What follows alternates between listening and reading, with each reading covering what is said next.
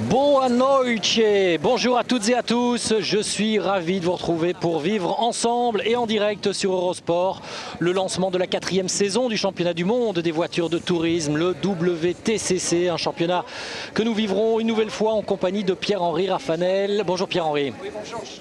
Bonjour Jacques, bonjour à vous toutes et à vous tous. On a perdu les réflexes, il y avait le petit bouton à allumer d'abord. J'espère que vous avez passé évidemment un très bon hiver et c'est donc à Curitiba au Brésil que nous nous retrouvons pour les 3 coups de cette saison 2008. Pour rappel, et pour vous situer Curitiba, sachez que c'est à environ 1 heure d'avion au sud de Sao Paulo. C'est l'une des perles du pays de la samba. Et que tout le monde évidemment est ravi d'être au Brésil.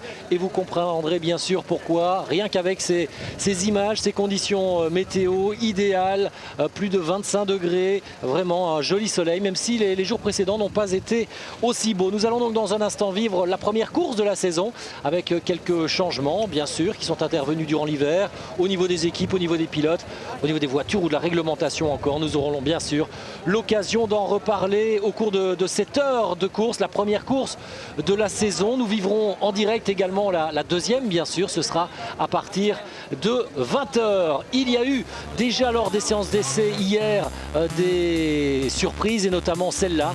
L'homme qui avait été le plus rapide de manière générale au cours de la saison 2007, Alain Menu, le Suisse au volant de sa Chevrolet, est sorti très violemment de la piste. Voiture très endommagée. Pierre-Henri, heureusement pour Alain, tout allait bien. Oui, pour Alain, tout allait bien. Visiblement, sa voiture sera sur la grille de départ. Beaucoup de travail pour les mécaniciens. Ce matin, le warm-up n'a pas pu être disputé par Alain Menu, mais visiblement, on a trouvé quelque chose pour la course. Oui, il avait fait un petit tour de piste seulement, le temps de se rendre compte qu'il y avait encore un souci du côté de la direction. Et donc, ensuite, il avait décidé de renoncer, en tous les cas, à poursuivre cette séance de warm-up, préférant évidemment que ces mécanos se mettent immédiatement au boulot pour que la Chevrolet soit sur la grille de départ. C'est le cas, elle est bel et bien présente sur la grille de départ, mais avec seulement quelques tours effectués hier lors des qualifs, eh bien, Alain Menu ne partira qu'en 11e position. Ce sera juste devant, ou à côté plus précisément, du champion du monde en titre, l'anglais Andy Priaulx. Mais il y a eu aussi une excellente nouvelle côté français pour nous, Pierre-Henri, avec la pole position réussie par Yvan Muller.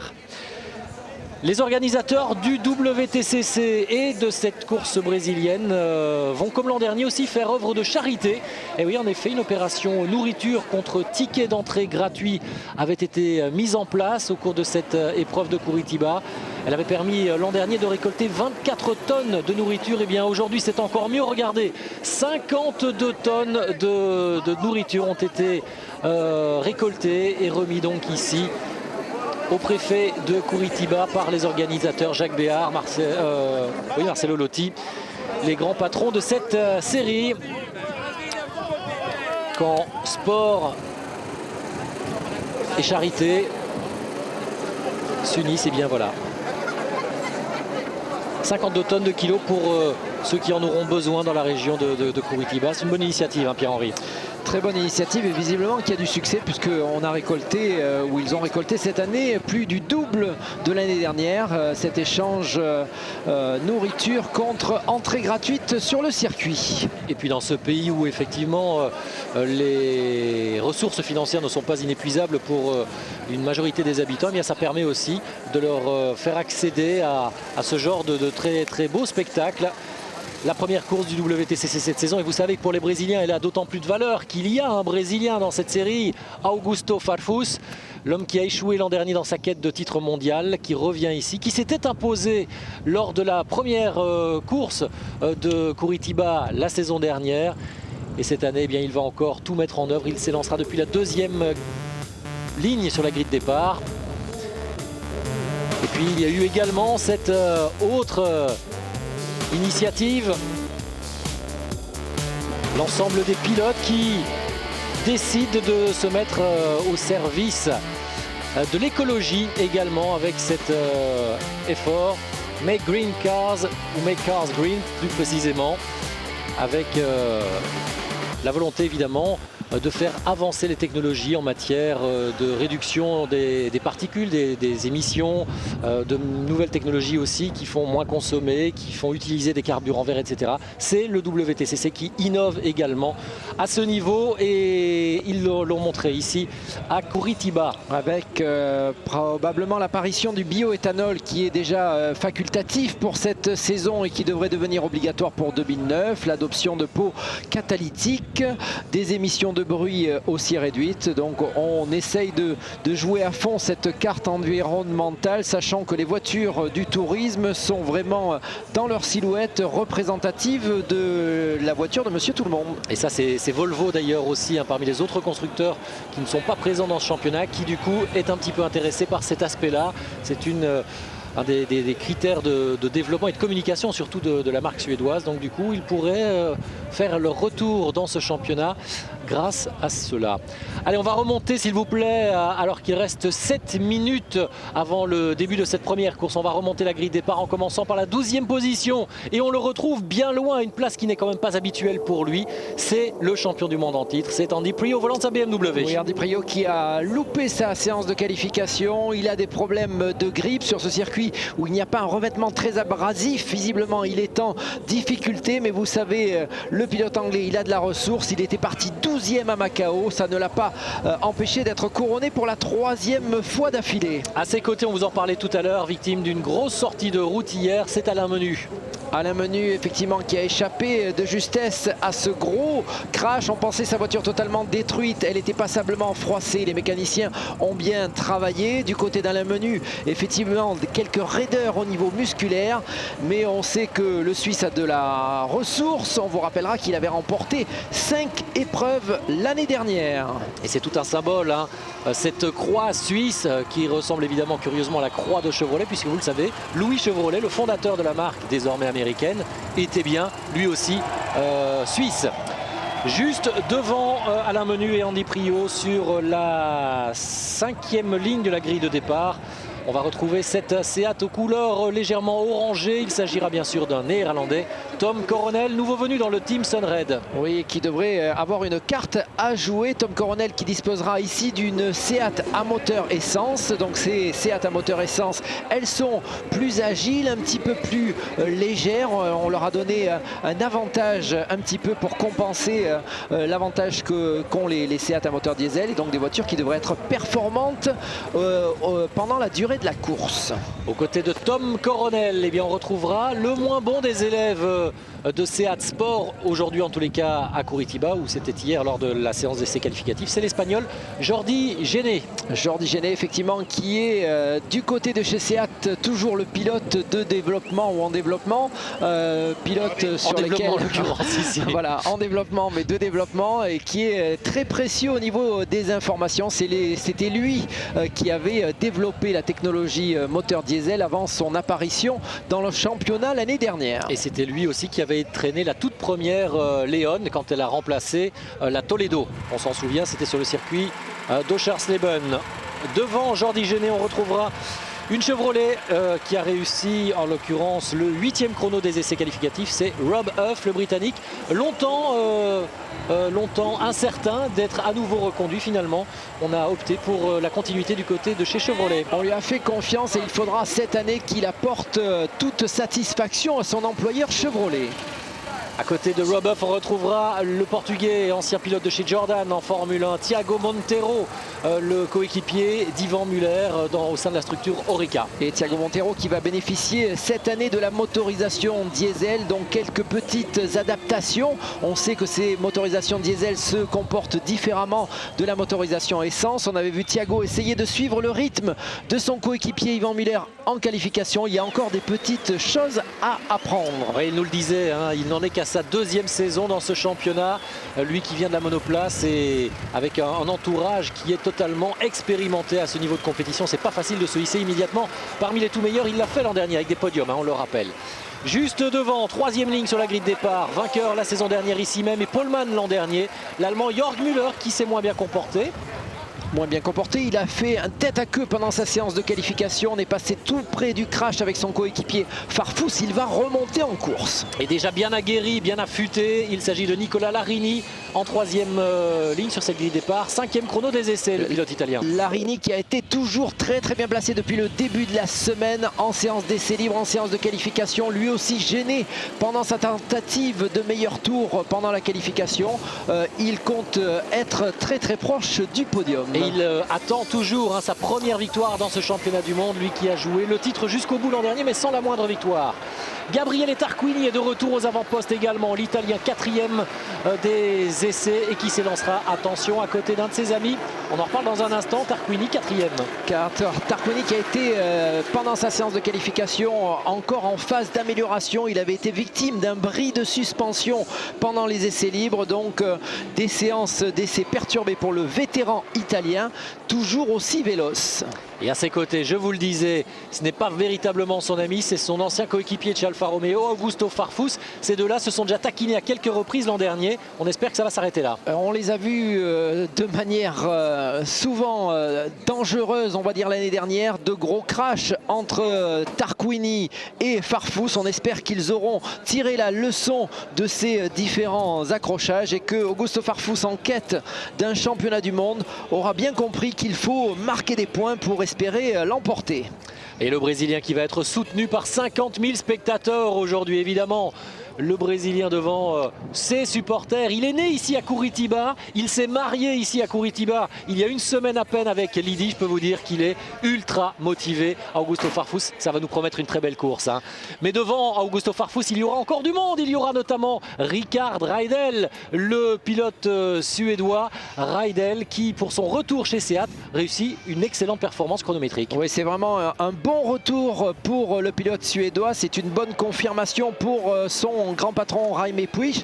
Revenir et être côte à côte avec le poleman, c'est vraiment une confirmation de tout son talent. Mais oui, on le sait, il est véloce, il est rapide, il a une expérience énorme dans ce championnat du monde des voitures de tourisme, en tourisme de manière générale. Reidel qui sera un adversaire redoutable pour même son coéquipier, et c'est lui, Yvan Muller, le français. Il a signé la première pole de la saison. C'est un excellent début pour celui qui l'an dernier a échoué dans le dernier tour de l'avant-dernière course de Macao pour la quête du titre mondial. Énorme désillusion pour Yvan Muller, mais qui a tout de suite remis les choses en place ici avec cette première course de la saison. Oui, visiblement il a parfaitement digéré cette déception qu'a été la course de Macao, la dernière course où le titre s'est envolé devant ses pas, et Yvan Muller aujourd'hui aura à charge de prendre la tête de ce championnat.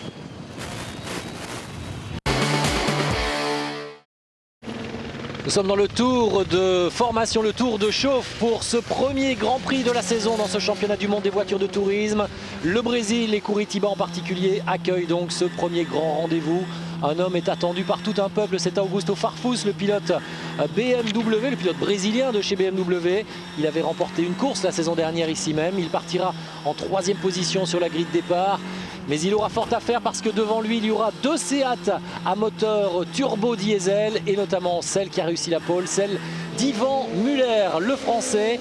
Attention, Pierre-Henri Raffanel, ça ne sera pas facile néanmoins pour les Seat, a priori un petit peu plus efficaces en performance pure, mais qui vont aussi dégrader leurs pneumatiques vraisemblablement plus rapidement. Oui, elles s'attendent à souffrir pendant cette course. Yvan souhaite prendre la tête, essayer de s'échapper, essayer de créer un petit écart, essayer d'obtenir toute la quintessence de ses pneumatiques dans les premiers tours, et puis après essayer de résister éventuellement au retour des BMW. On les sait très performantes, très économes en pneumatiques et très bonnes pour l'endurance de ces courses. Et on a vu Yvan Muller répéter ce matin la procédure de départ, puisque vous le savez, dans un instant il y aura ce départ lancé. Regardez, Farfus vient mettre le capot de sa voiture juste sous le déflecteur de la Seat. On déboule dans cette ligne droite de départ, une ligne à franchir aux alentours des 80 km/h, et puis après les 24 bolides seront lancés.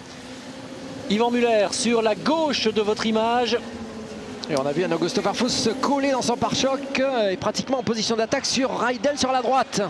Ouais, attention, il faut que Yvan Muller passe le premier, la ligne de départ. C'est parti. avec Muller, juste derrière lui Rickard Reidel qui peut faire parler la puissance de son moteur. Et regardez comme les Seat sont venus faire écran avec Gabriele Tarquini aussi venu à l'intérieur. Il y a 3 Seat aux 3 premières places. Et Nicolas Larini visiblement qui est sorti, revenu sur la piste. Augusto Farfus qui s'était fait enfermer, visiblement c'est Jörg Müller qui en a profité. Larini piégé effectivement, qui a perdu quelques positions, mais les Chevrolet se replacent et on a quand même ce balai de Seat avec, je vous le disais, en tête Yvan Muller, Rickard Reidel, Gabriele Tarquini. Jörg Müller a pris le dessus sur Augusto Farfus. Farfus qui a déjà repassé Robuff de son côté. Oui, Augusto Farfus qui s'est véritablement fait déborder par l'armada des Seat, dépassé aussi par son coéquipier Jörg Müller et Thiago Montero. Ça sera fini pour Montero avec visiblement un triangle, une biellette de direction cassée pour le pilote portugais. Tout est à refaire pour ce pilote. Ouais, il va tout simplement essayer de rallier les stands désormais pour pouvoir repartir dans la deuxième manche. Andy Priaulx qui est talonné par Pierre-Yves Cortals. Cortals qui n'est pas le leader dans ce trophée des indépendants. Il y a Sergio Hernandez devant lui.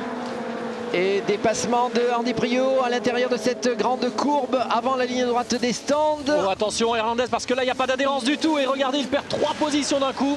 Cortals et Portero en ont profité également. Et ça sent, je dirais pour Yvan Muller, il essaye de se détacher en tête de la course, suivi comme son ombre par Rickard Reidel. Reidel en caméra embarquée, 3 Seat aux 3 premières positions.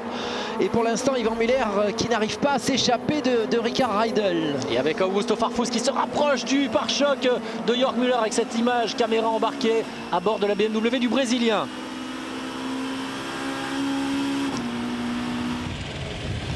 Et des BMW légèrement décrochées après seulement 2 tours. Elles savent qu'elles doivent limiter les dégâts si elles veulent garder un espoir de remporter la course. Limiter les dégâts pendant au moins les 6-7 premiers tours. Et peut-être espérer que leurs pneumatiques Yokohama leur permettront de revenir sur la tête ensuite.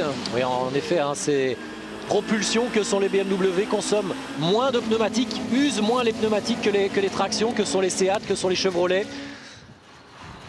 Et on en a toujours en tête, on vous le rappelle, Yvan Muller pour le moment, le vice-champion du monde français devant Rickard Reidel. Voilà Thiago Montero, le malheureux, qui est revenu au stand.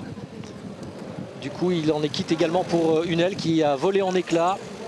On va essayer de rentrer rapidement au stand. Effectivement, le pneu s'est délaminé. Attention, Augusto Farfus qui essaie de porter une attaque sur Jörg Müller. Attention, Jörg Müller qui bloque et qui se dévie. Ouais, mais Farfus va prendre l'ascendant. Ouais. Il est en plus sur l'intérieur, il va pouvoir freiner et venir passer Jörg Müller.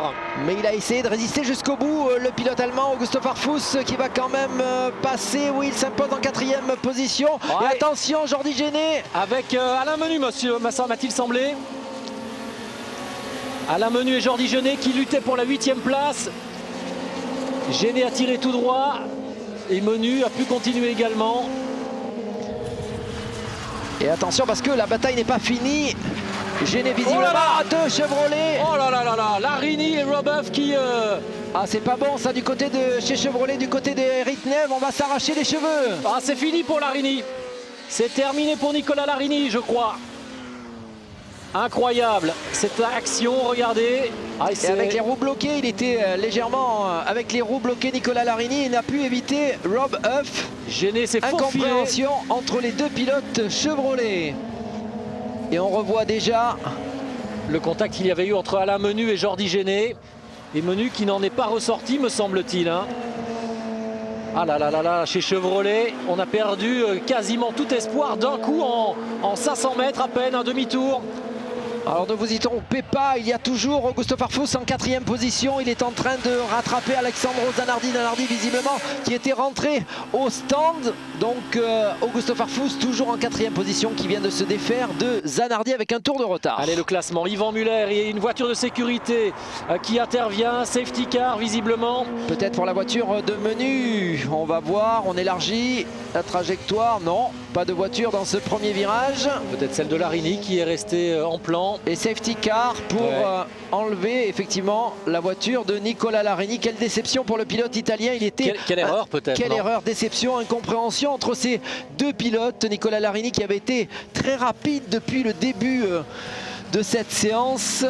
des séances d'essai, de qualification et de la course. On revoit ici Augusto Farfus qui est venu taquiner l'arrière de la voiture de son coéquipier, hein, Jörg Müller. Vous voyez dans ce championnat. On est coéquipier, ce n'est que la première course et déjà on vient titiller. Allez, on en profite pour marquer une très courte pause.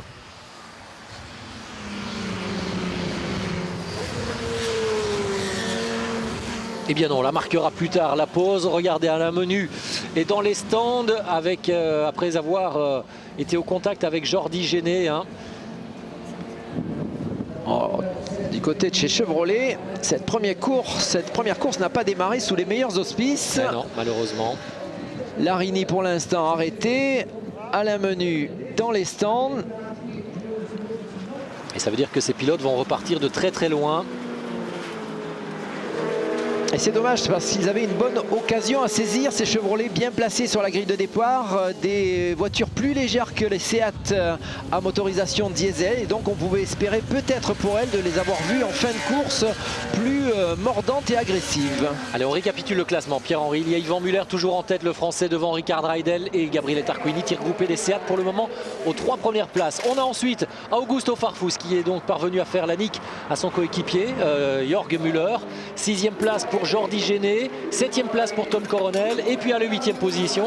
Et c'est un petit peu comme dans le scénario qu'avait imaginé Yvan Muller, alors que l'on revoit le contact entre Robuff et Nicolas Larini, les 2 pilotes Chevrolet. À la 8e place, il y a déjà désormais le champion du monde en titre, Andy Priaulx, qui est parvenu de nouveau à se sortir de toutes les embûches et qui est à cette 8e place, qui lui permettrait peut-être de repartir en pole position dans la 2e course de 20 heures. Nous n'en sommes pas encore là. Il ne faut jamais le considérer comme complètement abattu ou disparu de la circulation. Ce pilote anglais, il nous le rappelait, 12e aussi à Macao sur la grille.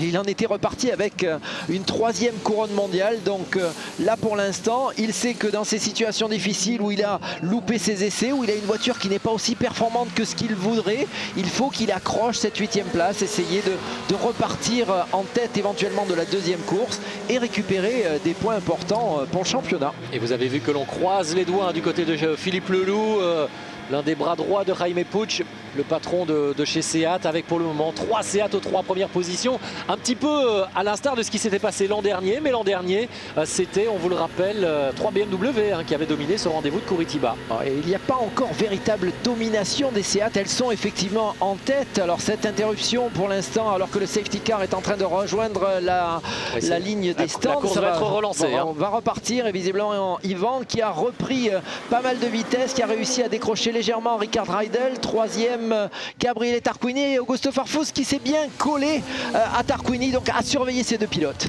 Et oui, ça y est, c'est reparti. Yvan Muller avec la première position devant Ricard Reidel. Tarquini est 3e. Attention parce que Tarquini et Farfus ont toujours un petit contentieux à régler.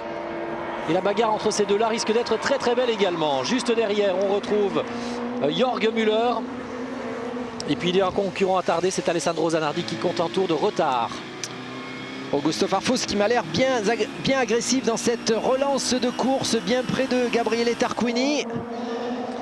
Andy Priaulx qui déboule au fond de cette image pour essayer de prendre la mesure de Tom Coronel. Voilà ici l'anglais, mais Coronel vient bien à l'intérieur, il est expérimenté aussi, le néerlandais. Il vient protéger sa trajectoire, mais on va voir effectivement si dans la ligne droite les Seat à motorisation essence arrivent à résister au BMW.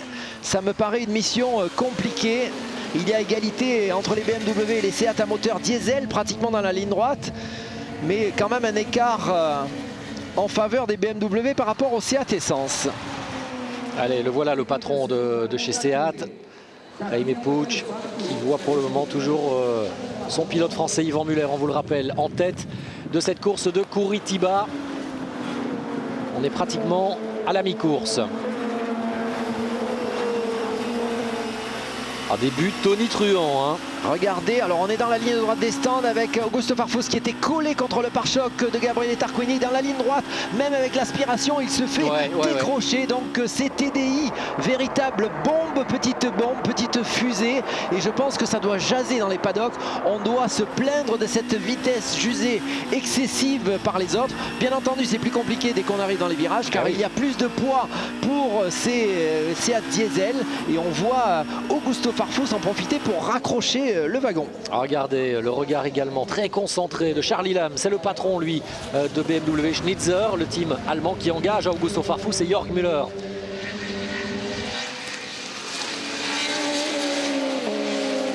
Et Farfus qui est remonté comme une pendule suisse. Hein.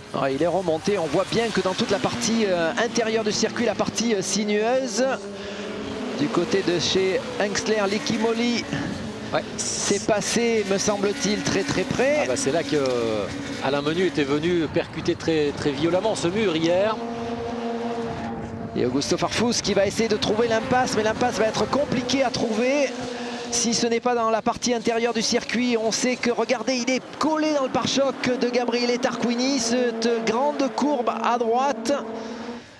Jusque-là, il ne peut pas être plus près. Et regardez ce qu'il va se passer. Accélération de Tarquini et le Brésilien qui perd le contact. Et Tarquini qui s'échappe, et ce n'est vraiment pas la situation habituelle et normale. Normalement, si vous avez une vitesse de pointe équivalente, vous devez bénéficier de cette aspiration, être capable de déboîter éventuellement en ligne droite. Farfus devra trouver une autre solution. Et pour le moment, les Seat qui se tiennent. Hein. Mais Müller, Reidel, Tarquini. Juste derrière, on a Farfus, Jörg Müller. Jordi Genet qui est en embuscade, placé derrière Alessandro Zanardi. Et ça va être long les 6 tours qui restent, car me semble-t-il les BMW reviennent. Farfus est collé derrière Tarquini, mais Jörg Müller aussi commence à revenir. Donc on dirait que l'écart d'Ivan Müller a du mal à continuer à creuser un certain écart. Juste derrière lui, il y a Ricard Reidel qui me paraît légèrement plus rapide que le Français. Et maintenant ça va, oh là regardez, un petit coup de tampon sur Tarquini. Il ne va pas falloir jouer à ce jeu-là avec l'Italien, parce que l'Italien nous disait encore il y a quelques jours à Madrid lors de la présentation des Seat, moi si tu me fais quelque chose, de toute façon tu sais que je te le rendrai un jour ou l'autre. On reste amis, c'est pas la question, mais un jour ou l'autre je te le rendrai. Une fois que c'est fait, c'est fait. Après on remet les choses à plat si vous le souhaitez ou pas. Mais en attendant, moi, il y a des choses que j'accepte pas. C'était ce que disait Gabriele Tarquini. Et il ne peut rien faire, Augusto Farfus. Regardez, il fait de son mieux. Il inquiète son team manager Schnitzer. Regardez Augusto Farfus collé dans le pare-choc de Gabriele Tarquini. Et Robuff, victime aussi d'un incident. Avec une voiture qui part plus qu'en crabe.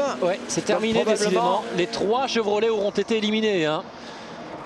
C'est pas exactement ce qui s'est passé pour Robuff. Et ça doit discuter du côté de chez Charlie Lam. Peut-être que Jörg Müller s'estime maintenant un petit peu plus rapide qu'Augusto Farfus, qu'il faudrait peut-être essayer de faire sauter un des bouchons.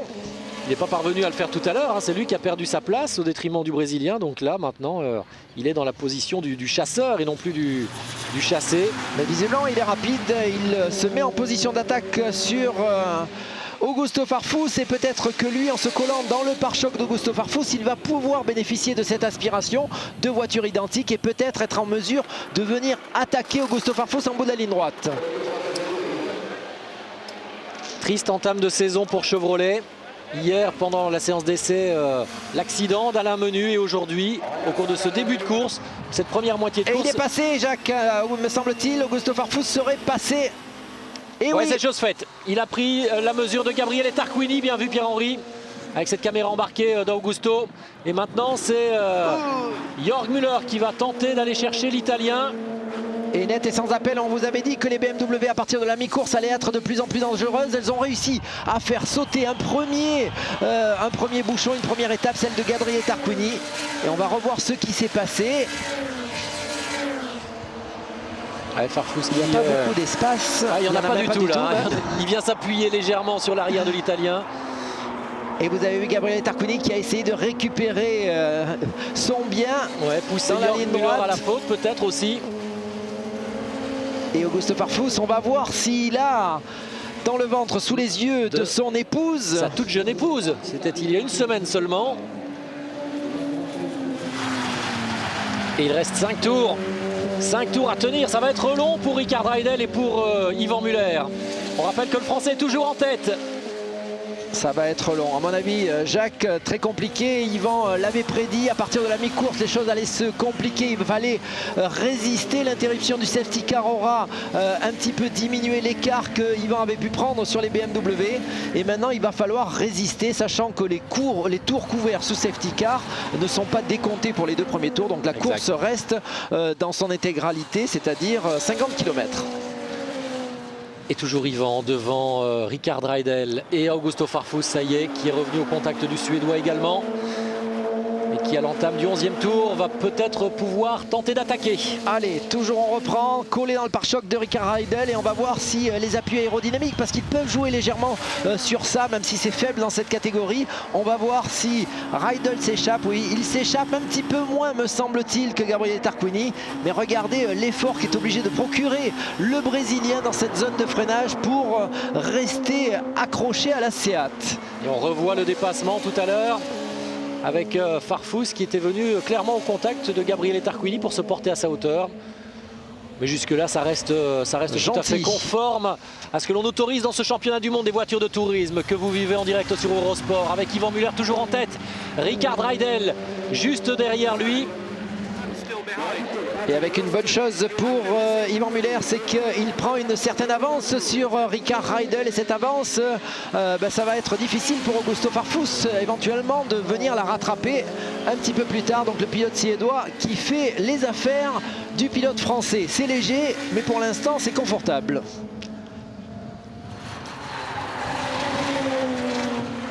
Et ça a permis à Yvan Muller de prendre quelques mètres d'avance, hein. S'échapper quelque peu, ce sont des mètres qui lui feront peut-être beaucoup de bien tout à l'heure. Si d'aventure Farfus parvient à faire sauter Rickard Reidel. Et il est proche, ne pas commettre de touchette dans cet endroit excessivement rapide. Il est à moins d'1 mètre du pare-choc du Suédois. Et regardez ce qu'il se passe dans la ligne droite. La Seat trace. Et oui, et elle conserve pour le moment son avantage. Reidel qui fait attention à ne pas laisser la porte ouverte.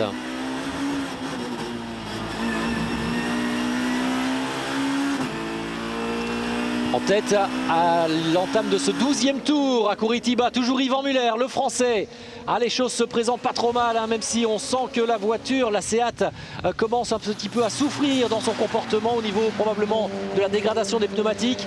Yvan Muller qui est toujours devant alors que Hernandez est venu clairement à l'abordage de Pierre-Yves Cortals qui avait aussi laissé un petit peu trop de place. Ouais, et puis il a réussi surtout à s'en sortir, Pierre-Yves Cortals, sur l'extérieur de la trajectoire où il y a très peu de grippe. On essaye de toutes parts pour Augusto Farfus. À la accélération, ça marche pas non plus. Ouais, là où il avait tenté tout à l'heure l'attaque sur Gabriele Tarquini, ça ne passe pas cette fois-ci sur Rickard Reidel.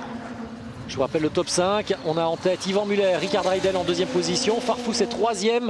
On a en 4e position Jörg Müller, Gabriele Tarquini est 5e. Et puis en 7e position désormais, le champion du monde en titre, Andy Priaulx. Et il est prêt, regardez, le pilote brésilien dans cette ligne droite, mais pas de possibilité de s'accrocher véritablement à Rickard Reidel. On est rentré dans le 13e tour, il ne reste plus que 3 tours à boucler. Et toujours Yvan Muller en tête, et toujours Farfus à l'attaque. Et il est bien Farfus dans cette première chicane, dans ce droite-gauche-droite. Regardez comme il sort près de Rickard Reidel. Rickard Reidel qui est un petit peu sur la défensive dans cette partie plutôt technique du circuit. Alors que pour Yvan Muller, il y a 2-3 longueurs d'avance. Ce n'est pas confortable, mais il ne reste que 2 tours, Jacques. Oui. Allez, les tours se suivent et se ressemblent pour le moment avec un Farfus qui n'est pas en position d'attaquer les 2 Seat de tête, celle d'Yvan Muller et celle de Rickard Reidel. Il a changé un petit peu sa trajectoire là, Farfus. Il essaye effectivement, Jacques, il essaye à droite, il essaye à gauche, il essaye de voir où il pourrait éventuellement améliorer une de ses trajectoires, essayer de déstabiliser le pilote suédois, lui faire commettre une faute. Mais pour l'instant, ce n'est pas le cas. Et celui qui revient en 4e position et qui va peut-être être un danger pour Augusto Farfus, c'est son coéquipier Jörg Müller. Oui, Jörg Müller qui lui aussi se rapproche petit à petit, effectivement, de Farfus. Derrière, Tom Coronel qui est repassé. Non, c'est Jordi Géné devant Andy Priaulx. Andy Priaulx qui est 7e maintenant. Et Zanardi, lui, compte un tour de retard. Voilà. Andy Priaulx 7e, très proche de Jordi Géné, mais qui est lui aussi a le même problème, pas de vitesse de pointe suffisante. Jordi Géné protégeant sa trajectoire.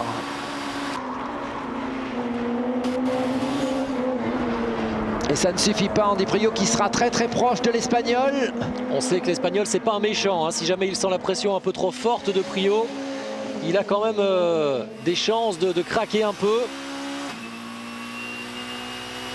Et on a beau être à la première manche du championnat, tous ces pilotes, on le voit, veulent d'ores et déjà marquer des points. Position inchangée en tête de la course avec toujours Yvan Muller, suivi comme son ombre par Ricard Raidel. L'écart s'est réduit, Raidel venant sur l'intérieur. Troisième Augusto Farfus, quatrième Jörg Müller qui met la pression. Attention, Augusto Farfus, c'est là qu'il avait dépassé tout à l'heure Tarquini, ouais, mais cette fois-ci il en manque un tout petit peu. Oui, Raidel a refermé la trajectoire. On est dans l'avant-dernier tour. Et pour le moment, tout semble toujours sourire au Seat.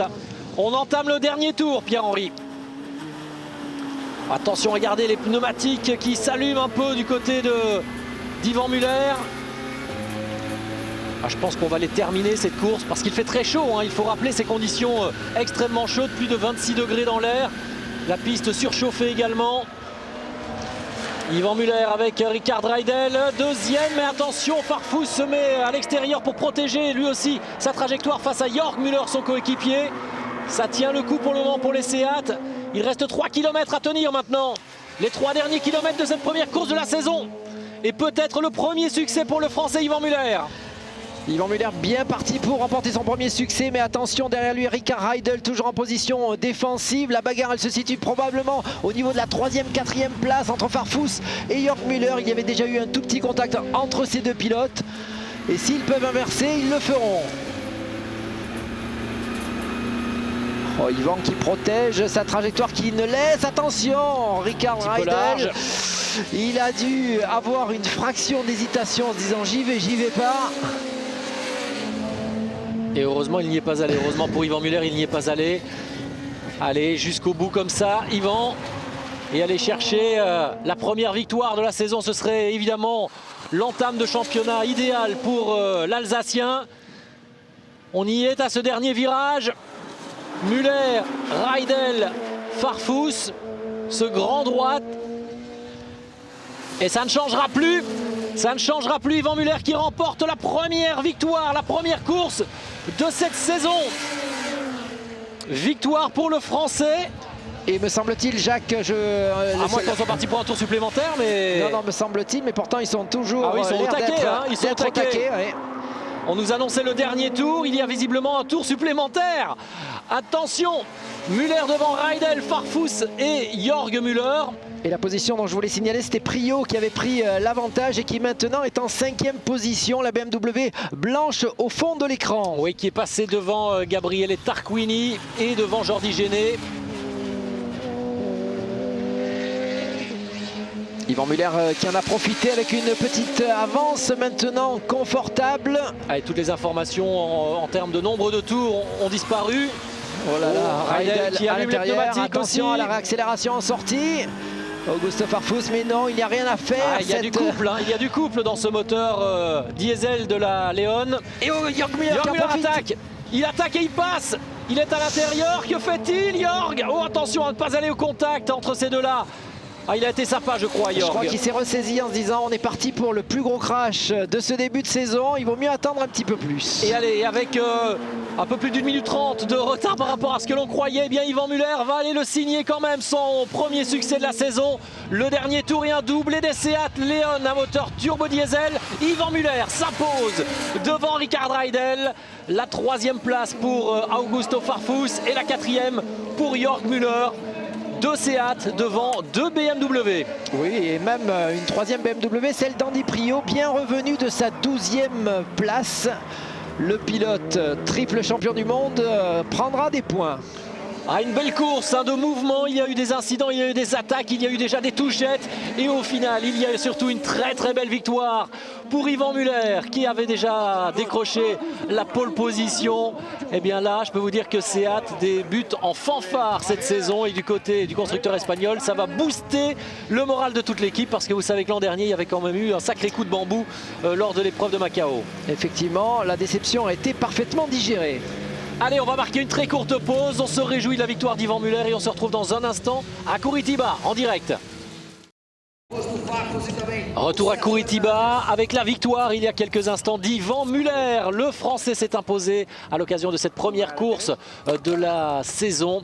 Victoire précieuse avec la manière, la pole position et la victoire donc au terme de cette première course pour Yvan Muller, juste devant Rickard Reidel, son coéquipier de chez Seat. Troisième place et donc podium également pour le Brésilien Augusto Farfus, mais qui n'est pas parvenu comme la saison dernière à s'imposer. Il lui reste une course maintenant.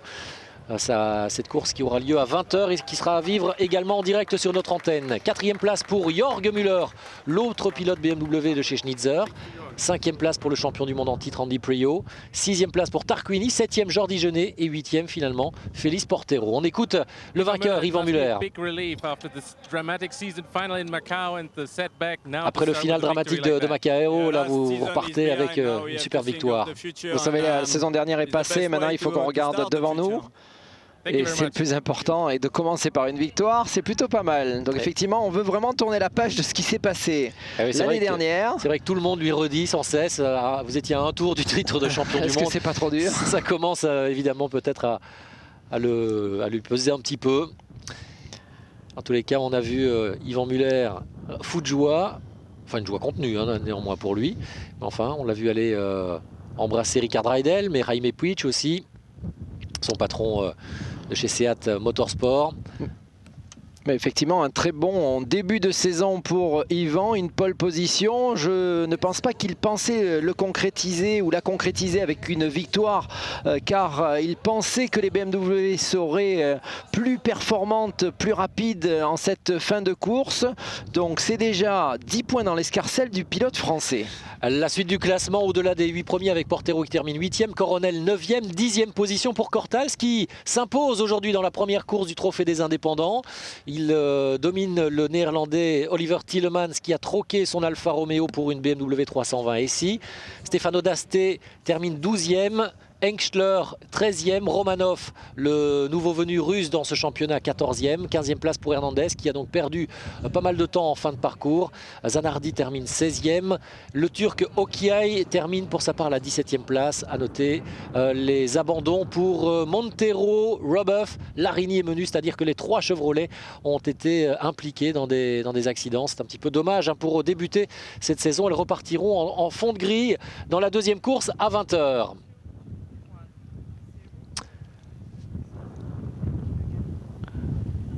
Allez, le classement provisoire du championnat avec Seat qui prend l'ascendant sur BMW, 18 points contre 11 au constructeur allemand, et Chevrolet qui n'en marque aucun de points aujourd'hui. Oui, Chevrolet qui sera probablement fortement déçu de cette première course. Ils avaient été très rapides pendant les séances de qualification et la course, ou tout du moins le début.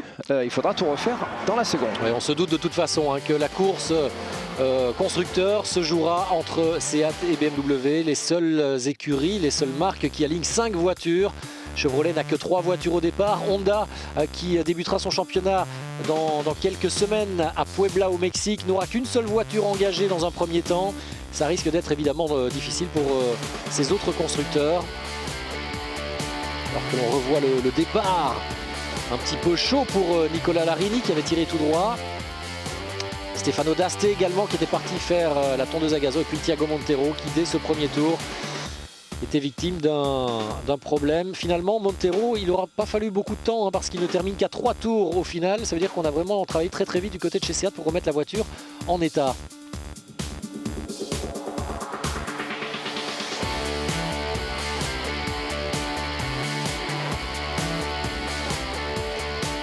Et puis il y aura eu cette attaque un petit peu incompréhensible de Nicolas Larini qui doit s'en vouloir d'avoir prématurément mis un terme à sa course et qui a aussi poussé vers la fin, en tous les cas, Robuff. Le podium avec Augusto Farfus à votre gauche, Rickard Reidel le Suédois à droite, et puis le vainqueur du jour, il est français, c'est Yvan Muller sur la plus haute marche de ce podium. Pierre-Yves Cortals en bas à gauche en tous les cas de votre image, vient lui pour sa part décrocher la victoire dans le trophée Yokohama, le trophée des indépendants. Et on sent sur le visage de Augusto Farfus qu'il est un peu désabusé, le pilote brésilien. Sûrement pas là où il aurait aimé être. Et pour Yvan Muller, un petit coup de Marseillaise.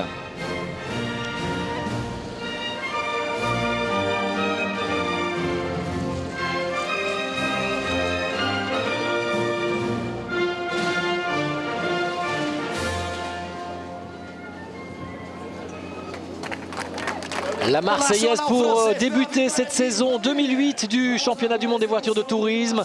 Ça ne pouvait pas mieux débuter à Pierre-Henri. La victoire d'Yvan Muller qui aura été très belle. Et puis bien sûr un petit bout d'hymne espagnol également pour célébrer le succès de Seat.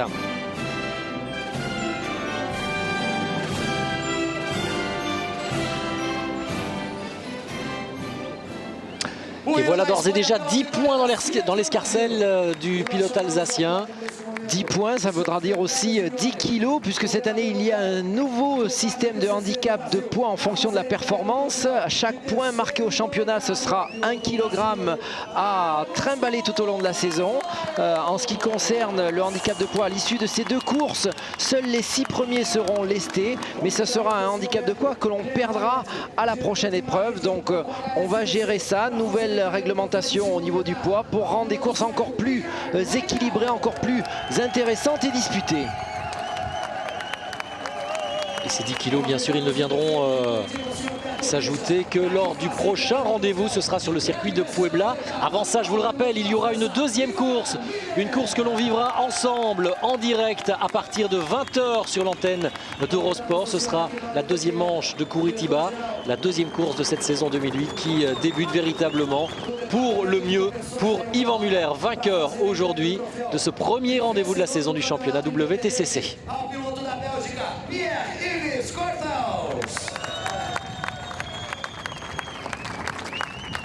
Pierre-Yves Cortals qui décroche le trophée Yokohama, première victoire. Et là aussi c'est important parce que ça rapporte de l'argent à ces pilotes dits privés. Oui, il y a des primes de course, plus de 32 000 € de primes de course distribuées à chaque double épreuve. Et donc ces pilotes indépendants en ont besoin pour financer leur saison. Donc ça fera du beurre dans les épinards pour l'équipe de Pierre-Yves Cortals. Oui, le pilote belge originaire de Liège qui court pour la structure française Hexagone de Luc Marchetti, vous le savez, hein, au volant de cette Seat Leon à moteur essence. Celle-là, belle course en tous les cas pour Pilou, comme on l'appelle dans le paddock. Et superbe victoire, il doit y avoir de la satisfaction aujourd'hui dans la famille Muller puisque Yvan est sur la plus haute marche du podium, vainqueur de l'épreuve, et puis que sa sœur, team manager de la structure Hexagone, finalement remporte également la course dans sa catégorie avec Pierre-Yves Cortals. On sait de quoi parler quand on fait des repas de famille. On parle WTCC de l'apéritif jusqu'au dessert. Allez, en tous les cas, il fait très beau à Curitiba et cette journée splendide pour nous est venue, qui plus est, être agrémentée de ce succès pour Yvan Muller. On revoit quelques images de la domination des Seat Leon à l'occasion de ce premier rendez-vous. On se retrouvera, je vous le disais tout à l'heure, à partir de 20 h pour la deuxième manche, à vivre en direct sur l'antenne d'Eurosport avec bien sûr Pierre-Henri Raffanel à mes côtés. Je vous rappelle que c'est Félix Portero, l'Espagnol, qui s'élancera en pole position. Il y aura à ses côtés Jordi Genet. Il y aura donc une BMW et une Seat. Juste derrière, Gabriele Tarquini, avec à côté de lui Andy Priault, le pilote anglais champion du monde. Et puis Yvan Muller, lui c'est le principe de la grille inversée pour les 8 premiers, s'élancera donc en 8e position avec l'espoir d'aller encore marquer quelques petits points dans cette deuxième course. Les Chevrolet en revanche, elles, auront bien du mal dans cette deuxième course qu'elles débuteront en tout fond de grille, pardon. Je vous rappelle également que toute l'info du WTCC, eh bien, vous pouvez la retrouver sur notre site www.eurosport.fr. Vous savez, c'était très dur. C'était la première fois qu'on courait dans des conditions aussi dures, aussi chaudes. Ça a été une des courses les plus dures de ma carrière. Parce que si je commettais à moindre erreur, ça aurait été compliqué de remporter la course. Je devais être concentré à 200% et c'est difficile de faire cela. Quel a été le rôle de Ricard Reidel pour votre victoire? Vous savez, je crois que tous les pilotes SEAT sont importants pour cette victoire. Vous savez, quand il y en a un de nous qui gagne, c'est toute l'équipe SEAT qui gagne. Donc, bien briefé. Hein. Ouais, bien briefé, mais surtout, il en profite pleinement parce qu'il est, je dirais, le premier. Mais effectivement, on peut dire que... C'est toute l'équipe qui en profite et surtout moi, ça m'arrange aujourd'hui. Donc aujourd'hui, on peut penser que Ricard Reidel était aussi au niveau d'Yvan Muller. Pas en position totalement de l'attaquer. Il y a eu une petite hésitation un petit moment. On l'écoute justement, Ricard Reidel, avec ce splendide comeback. Vous savez, je connais SEAT depuis très longtemps et je suis très content d'être revenu dans leur équipe. Vous savez, je sais qu'il y a beaucoup de bons ingénieurs qui sont derrière nous et ils travaillent très dur. Et on a prouvé aujourd'hui que la voiture avait beaucoup de potentiel en qualification. Mais vous voyez toujours que BMW est toujours la voiture la plus rapide en course. Et pour cela, on doit se battre de manière dure pour pouvoir être devant eux. Et ne pas faire d'erreur, c'est ce qu'on a réalisé. Donc effectivement... Oui, parce qu'on rappelle quand même que Ricard Reidel, lui, avait été exclu, entre guillemets, en tous les cas, remercié chez SEAT 2 ans auparavant, parce que SEAT avait décidé de réduire son implication dans ce championnat. Du coup, il faisait partie des 2 victimes avec Peter Terting. Allez, le 3e sur le podium, Augusto Farfus. Heureux de cette 3e place? Ça a été une course très dure. Il n'y a aucune chance de se battre contre les SEAT, car ils sont bien plus rapides que nous dans la ligne droite. Mais sur des courses comme cela, sur ce genre de tracé, c'est difficile de dépasser. Mais même si vous avez une bonne voiture, ça ne vous aide pas à dépasser.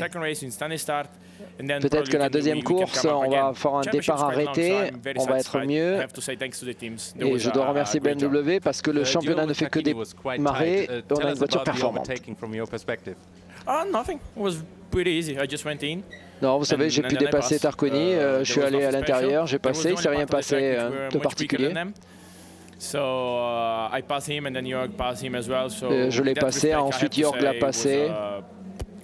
Pour moi, ça a été un travail très facile. Je ne pense pas que Gabriele Tarquini en aura la même version, car me semble-t-il, Augusto Farfus ne se rappelle pas qu'il a des petits pare-chocs qui sont allés toucher légèrement la roue arrière de Tarquini, mais ça s'est passé, on l'a vu. Voilà. Allez, on se retrouve donc à 20 h pour suivre la 2e course en direct sur notre antenne.